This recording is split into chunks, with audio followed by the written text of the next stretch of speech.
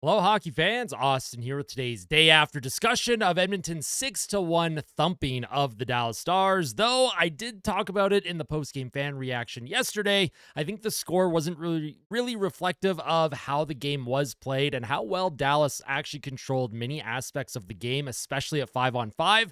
But the Edmonton Oilers, they were opportunistic, and with how well Edmonton had been playing at 5-on-5 until last night's game, the floodgates were due, especially for a couple players, including Zach Hyman and Connor McDavid. Now, a little bit of housekeeping to take care of as well. We saw yesterday Alex Petrovic hit Connor Brown up high, and that knocked Connor Brown out of the game.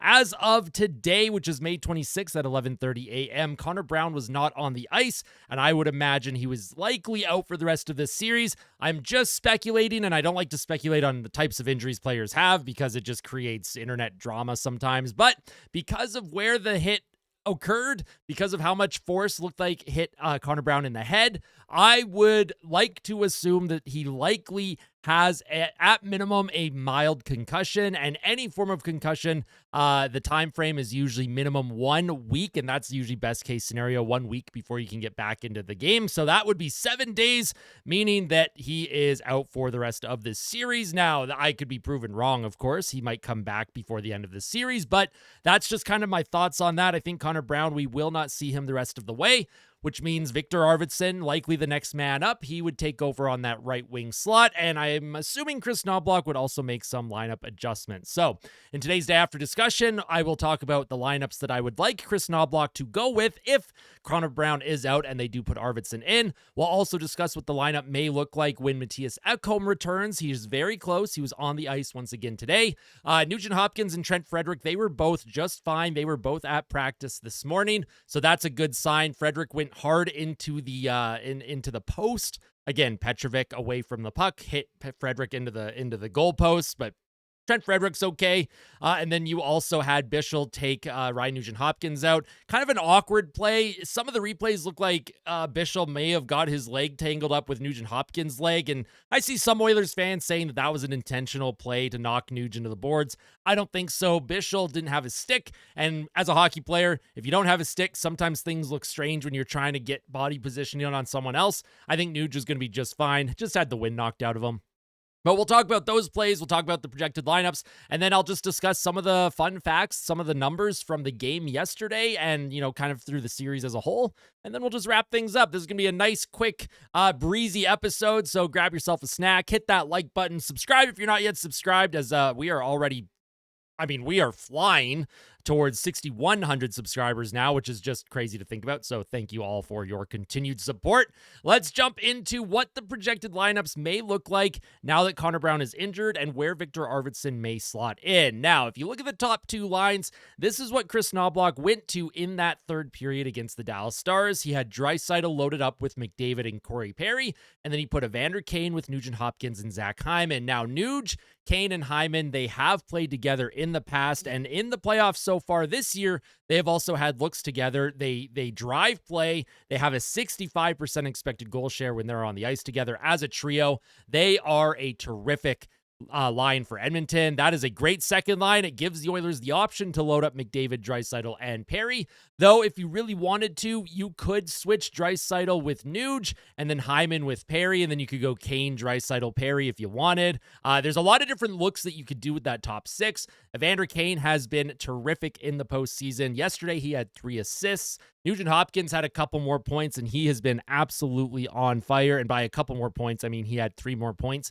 Zach Hyman had 2 goals and an assist, and he was a +5 rating. Zach Hyman, he's also a wrecking ball. He is projected to have the all-time hits record in a single postseason since they started tracking it. I believe Blake Coleman currently leads. I think he had 125 hits in 2020. Hyman is on pace to absolutely shatter that number. Hyman averages like 10 hits a game, man. I don't know what he is on right now. I don't know what Zach Hyman is taking for breakfast before hockey games, but he has been an absolute monster. He's not producing the same share of goals that he has in the past, but I would argue he's being more effective with his play style. He is wearing down his opponents. He's wearing down the defense. And as a series progresses, that's got to weigh on guys like Heiskanen, Harley, Cody Ceci, Bischel, Lindell. Like, these are guys that eat a lot of minutes for Dallas, and they are being hit every time they touch the puck. So for the Oilers, they have some bruisers. They have a lot of skill in that top six. Now, when we look at the third line, this is what I would personally go with. I would put Podkolzin with Henrique and Arvidsson. Henrique, of course, is always that responsible two-way player, and he has a bit of finish in his game. Victor Arvidsson, I think, would complement Adam Henrique very well. Arvidsson is an Energizer bunny. He just goes and goes and goes, never stops moving his feet. Even when he's on the ice and he falls down, his feet are still going. He just can't stop that guy. And Podkolzin with Arvidsson, they have had a lot of ice time together as well. I think that would look like a pretty good third line for Edmonton. And then the fourth line, you would have Trent Frederic with Matthias Janmark and Kasperi Kapanen. Though if you really wanted to, you could switch Janmark with Henrique. You could switch Kapanen with Arvidsson. You could switch Frederic with Podkolzin. It doesn't matter to me, but that bottom six is going to get a bit of a shakeup here after the injury to Connor Brown. And I think that's for the best. The Evander Kane, Adam Henrique, and Connor Brown line just wasn't really working for me. I think Evander Kane, he needs a little bit more skill and a little bit more speed with his line mates. He needs someone that can get him the puck, and he also is good at getting in on the forecheck too. But, you know, when he's next to Adam Henrique, who looks like he's skating in mud, no offense to Adam Henrique, but that's just where he's at in his career. And Connor Brown, who, yes, he moves very quickly, is not the greatest puck handler or a puck distributor. I think Evander Kane would work much better with Nuge and Hyman. Nuge can feed Kane. Kane can get hard shots off. Hyman will just crash the net or hit people. I don't know. Hyman's just doing his thing right now. He did have a couple really nice goals yesterday, though. Kane, he connected with Hyman, a beautiful saucer pass that Hyman tipped in. Of course, Nugent-Hopkins connected with Hyman as well for a breakaway, and Hyman with an absolute snipe. I've talked about it a few times in the playoffs this year. Zach Hyman needs to utilize his snapshot just a little bit more. He's a very underrated shooter from distance. We saw that against Vegas, that game winner in game one. We saw it yesterday, that blocker shot top shelf over Jake Ottinger. I think Zach Hyman, yes, he's known for scoring from the blue paint, the hilarious heat map of where he usually scores all of his goals from. But Zach Hyman, I like when he comes in off the rush, off the wing, or when he gets a breakaway, when he just shoots the darn puck. He can find his corners. He can pick his spots. He is an underrated shooter. The rest of this forward group, I think, looks great. If you look at the right side of the screen, Connor Brown is injured, so I put a little star next to his name. Now, Calvin Pickard, he was at practice this morning. He's back on the ice skating. And I think this is the first time he's been back on the ice skating with the main group. He had been on the ice just kind of on his own before, but now he's with the main group. I would imagine he is close to returning as the backup. He's not going to get the starts, right? This is Stuart Skinner's crease right now, and until Skinner loses that crease, Calvin Pickard is going to be a very supportive teammate. He will be the backup when he returns, and Pickard is very close to returning to be their backup. Matthias Ekholm is also very close to playing for Edmonton. He was once again skating today. No official timeline for his return. He may return for Game 4 tomorrow night, but we'll have to see. I would imagine he will likely not play Game 4, and he may be inserted for Game 5.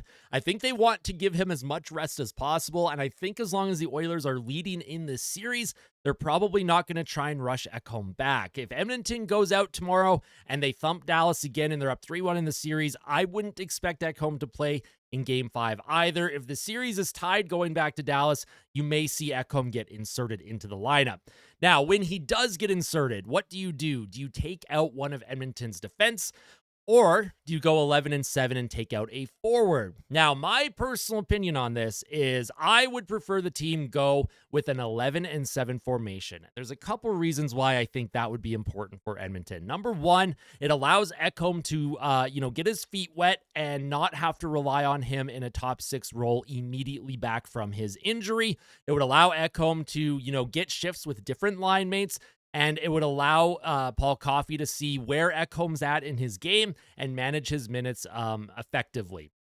The other side, of course, is the forward group. If you go 11-7, McDavid and Draisaitl, that allows them to get double shifted every now and then, and it creates a matchup nightmare for the Dallas Stars and Pete DeBoer, who, of course, would try and, they try and have their best players out and their best defensemen out against McDavid and Draisaitl.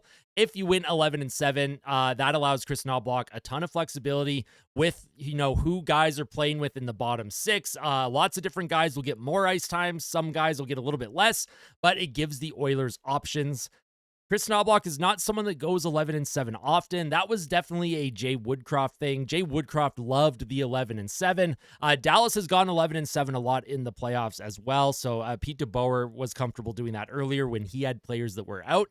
For Edmonton, I would do the 11-7 formation because I cannot justify taking any of their top 6 D-men out. Wallman, he had a tough game yesterday, but he has been solid throughout the entire playoffs, leads the team in plus-minus. John Klingberg has been a revelation for this team. He has played so much better than I could have ever hoped for since the Oilers signed him, really. He didn't look that great in the regular season, but he has found another level in the postseason. Troy Stecher and Darnell Nurse work so well together, I wouldn't take either of them out. And then Kulak and Bouchard, that's the best defense pair in the entire NHL, in my personal opinion. If you look at the expected goals and what they are doing when they're on the ice, their metrics are solid. You can't justify taking any of those guys out for Ekholm, even though Ekholm is arguably their best two-way defender on the whole roster. I think 11-7 just gives the team a bit more flexibility to figure out how they want to run the show. But let me know your thoughts. Should the Oilers go with the 11-7 formation, or should they stick with the 12-6 and maybe take out Klingberg or Stecher or whoever? I see a lot of people on Twitter being like, "Oh, well, Darnell Nurse is the obvious guy to take out." You're not taking out Darnell Nurse. The dude plays 23 minutes a night, and when he's next to Troy Stecher, he's very effective. And of course, they have Nurse in the high leverage situations. If the other team has pulled their goalie, he's on the penalty kill. Yes, the penalty kill stinks, but again, Nurse has multiple roles on this team. They're not going to pull Nurse out of this lineup, and I don't agree with pulling Nurse from the lineup. Nurse has been just fine. He hasn't been amazing. He hasn't been terrible. He has been fine, and that's honestly okay for me right now. At this point in Darnell Nurse's career, if he's just fine, I'm taking that as a win here. Yeah, I would argue he's actually been a bit more than just fine, honestly. Nurse hasn't been a huge problem at all. I know there's always the narrative with Darnell Nurse, playoff Nurse, but last year, him and Cece, obviously that was like horrifying to watch every single night. But Nurse, this playoffs, nah, he's okay. The boys are okay. The Oilers have a great team, and everyone's contributing up and down the lineup. It is next man up mentality here. Let's see how Arvidsson does if he gets into the lineup tomorrow. We'll see how close Ekholm is. And of course, we're all very much looking forward to Calvin Pickard being the backup once again. He won't take the crease from Stuart Skinner because Skinner's playing far too good right now. If you take out those 2 games against the Kings, Stuart Skinner has been the best goaltender in the entire playoffs. So we love that for Stu. Let's see if he can keep that up. Now let's take a look at some of the numbers after Game 3. The bottom of the screen are the advanced stats for the series in all situations for Edmonton. So if you look at the expected goals for percentage, it's basically dead even with Dallas. In all situations, power play, penalty kill, empty net, 5-on-5, the expected goals is basically dead even right now. The Oilers obviously are outscoring Dallas in this series 12-1 plus 6, so 12-7 in the series. Yeah, that's what that number means. They're outscoring the Dallas Stars 12-7 in this series, and like I said, the 6-1 score isn't reflective of how Dallas played yesterday. I think Dallas probably deserved a better fate. Just like Game 6 last year against Edmonton, Dallas played incredibly well, but Stuart Skinner shut the door, and Stu allowed the team to get settled. Yes, they got outshot 21-7 in that second period, but in the third period, the Oilers only gave up a total of 4 shots on goal. So Edmonton, they locked it down when they had to. They made their adjustments, and I have no doubt that the adjustments that they make for tomorrow are going to be beneficial. If you look at the high danger chances for percentage, Dallas actually has the edge there. The Oilers are sitting at below 50%, 47.95% in the series.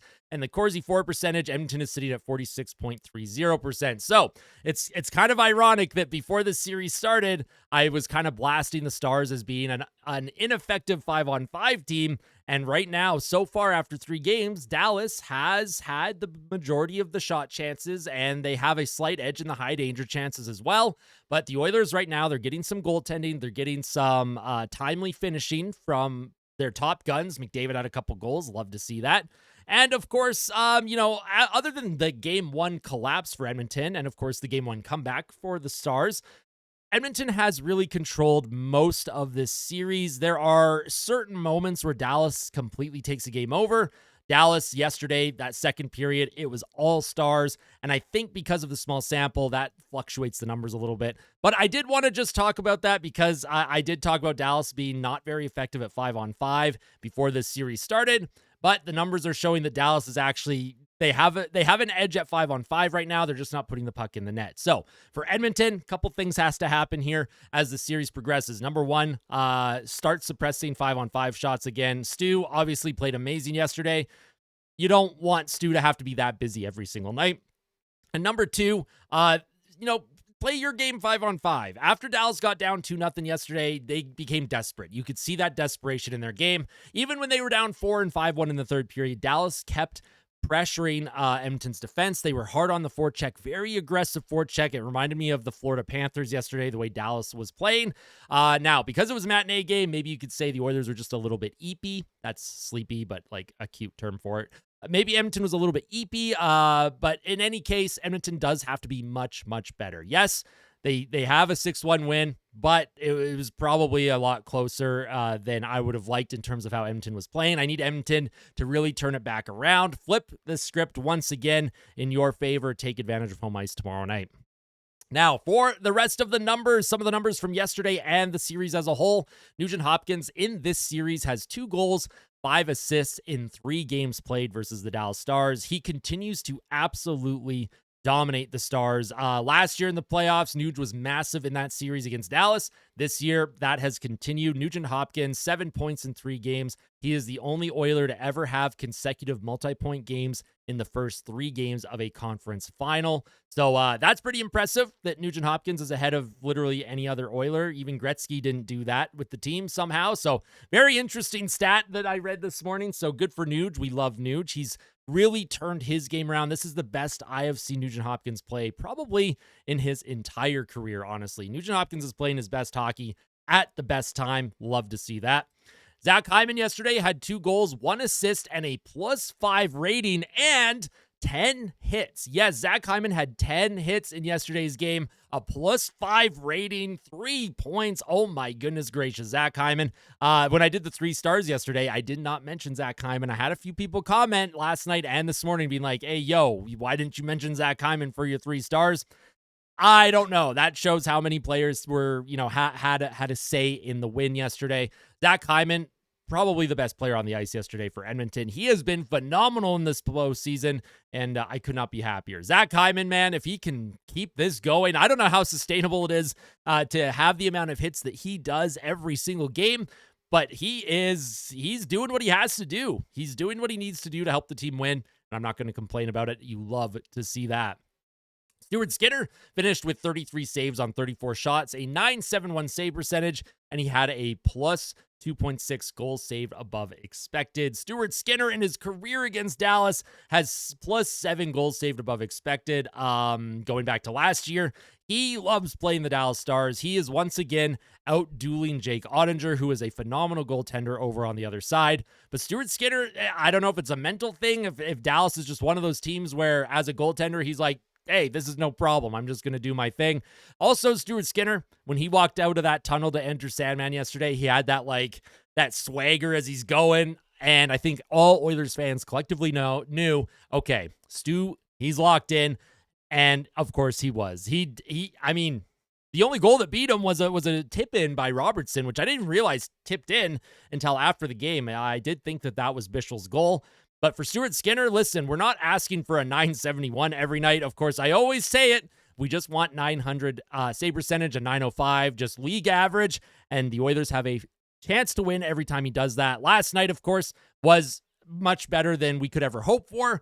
Let's see if he can keep continuing his play. Even game 1, I thought he played really good until the power plays kind of got Edmonton into trouble there, and he started kind of flopping in his crease. But I don't put game 1 on Stu at all in this series. The team in front of him stopped playing in the third period. They took too many penalties, and credit to the Dallas Stars, they pushed and pushed.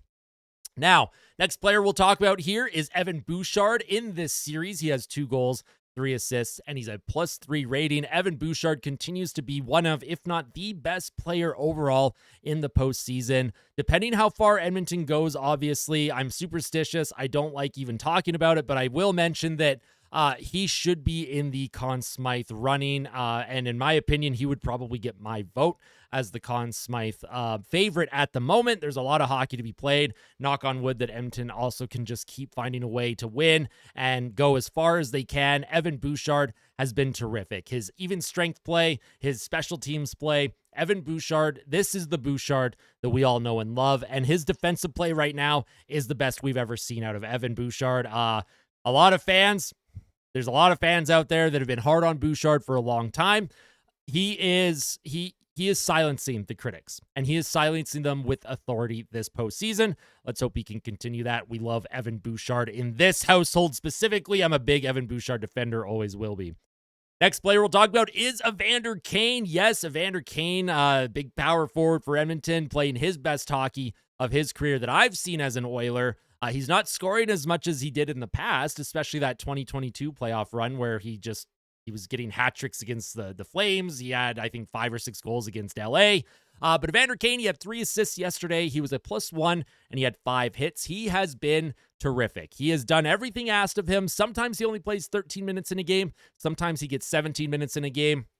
Sometimes he's asked to play on the third line. Sometimes he's asked to play on the first line. His versatility in the lineup cannot be understated. And the way Chris Knobloch has had Evander Kane pay attention to the details of his game, Evander Kane has been effective on the back check. He's been effective defensively in his own zone. He's been good at getting sticks in the lanes. And he's also been good at helping produce and drive offense for Edmonton. Instrumental in the team not going down 3-0 to LA back in that first round series, and Evander Kane continues to get better as the playoffs progress. Let's hope that he can keep that going moving forward. And the last little fun fact, I guess I could say, is now 18 different skaters have scored a goal for Edmonton in the playoffs after John Klingberg lit the lamp for his first goal of the postseason. John Klingberg, of course, has had a very terrific run when it comes to, his defensive game, which is a lot better than I think most people thought. He has 4 points in the playoffs. He's a +7 rating. John Klingberg has done so much more than I could have ever hoped for. And as long as he keeps playing the way he has, I love Edmonton's chances. Like, we went from a Nurse Ceci second pair to a Wallman Klingberg or a Nurse Stetcher second pair from last year's playoffs. And then the third pair, you had Kulak and Desharnais, and then you had Kulak and Broberg, while you have Wallman and Klingberg now. Like, Edmonton's defensive core as a whole is much more improved, especially at even strength compared to last year, and it is a major reason why they have won 10 of their last 12 games. It's a major reason why they are 2 wins away from their second consecutive berth to the Stanley Cup final. There's a lot of hockey left to play. This team has a lot left to say, in my opinion. I think the Oilers have to be playing their best game of the series tomorrow if they want to go ahead 3-1. Tomorrow morning, we will have the pregame report for all of you, so keep an eye out for that. As always, thank you for your continued support. It means the absolute world to me. I am humbled every single day. I'm just a fan that loves this team and loves talking about hockey, and I'm so glad that you choose to watch me or listen to me whenever you do. Truly means the world. Can't wait for the game tomorrow, so keep an eye out for that pregame report. And then tomorrow night, of course, another live stream commentary. Cannot wait. It's going to be an absolute blast, and I hope you enjoy the rest of your day. Before we head out, of course, tell someone that you love them. And as always, fight like a kid, fight like Ben. Let's go, Oilers. We'll see you soon, Oil Country. Take care.